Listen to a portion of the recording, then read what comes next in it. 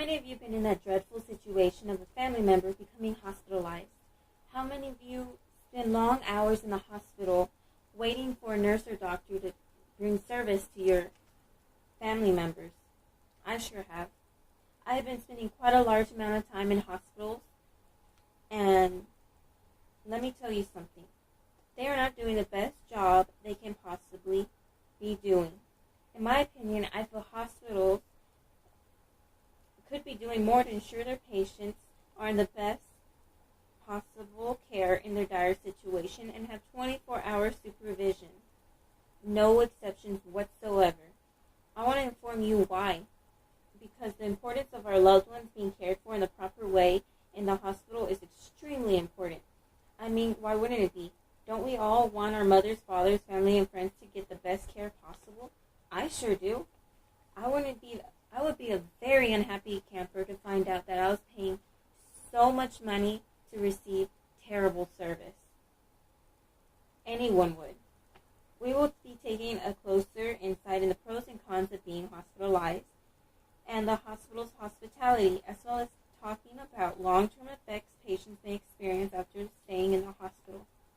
The first topic we will discuss is about emergency room wait time.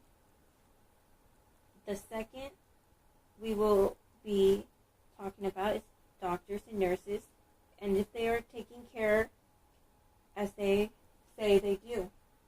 Third, we will be reviewing hospital food and whether it's nutritious and it is made to be. Finally, we will discuss the after effects of being in a hospital. Now that you know the topics, let's learn the facts. Now, how many times have we felt like something's wrong with us and we rush to the hospital emergency room just to find yourself waiting in a long, extremely long line of sick people in the same desperate situation as you are? I have many times. The average wait time, according to ER Weight Watcher ProPublica.org, is 24 minutes, but the wait time to be admitted is a little over 100 minutes. However, every time I ask someone about how long they wait, they can easily say over to 4 to 5 hours, sometimes a full day. I can't even get that through my mind, how that will help anybody. A little girl nearly died after waiting 5 hours to see a doctor in a California hospital, according to CNN article called "Don't Die Waiting in the ER."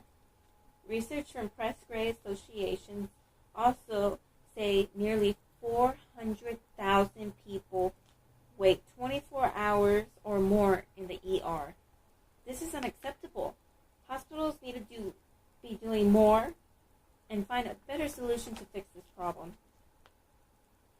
Now, let's discuss the pros of being hospitalized. In some cases, RNs are kind and patient and legitimately want to help you as a patient as much as possible. I have personally witnessed this in quite a few nurses during my stay at the hospital. They come in and check on you and care about your well-being, while others seem to have other things on their minds. Even though there are few good guys here, there are a lot of bad nurses who are angry for some reason and take it out on the family of the patient. Terrible. These few nurses should find another job because being kind comes with the territory. Some nurses, however, are even worse. During my time at the hospital with my grandmother, who had a stroke and a severe lung infection, was receiving lung treatments, and a careless nurse knocked down her stuff and nearly drowned her. She nearly drowned my grandmother.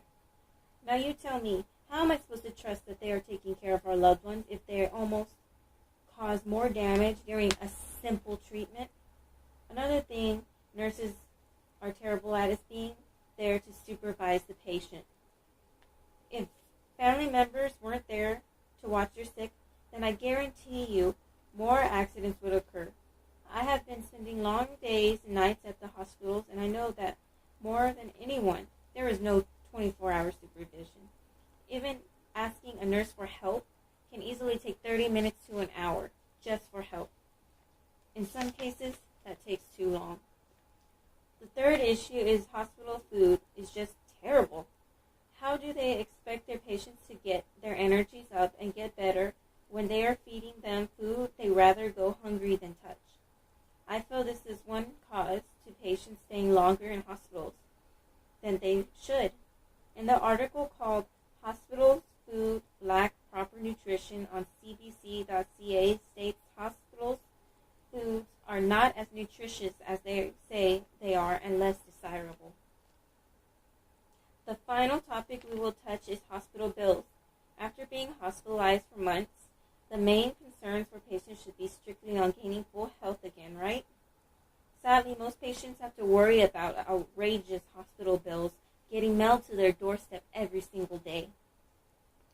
The average cost for a hospital stay covered by Medicare is $11,600, according to sanebenefits.com.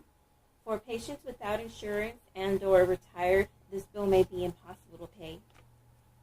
During this presentation, we took a look at the average wait time in a common emergency room, the care physicians give, and unhealthy foods given, and the hospital billing. I want you to take this information and think about all the changes that could be made to hospitals a little more suitable for everyone. Just a little changes like adding more staff in the ER can make all the difference in a person's life. I hope this gives you more insight in the pros and cons of hospital life. Thank you very much.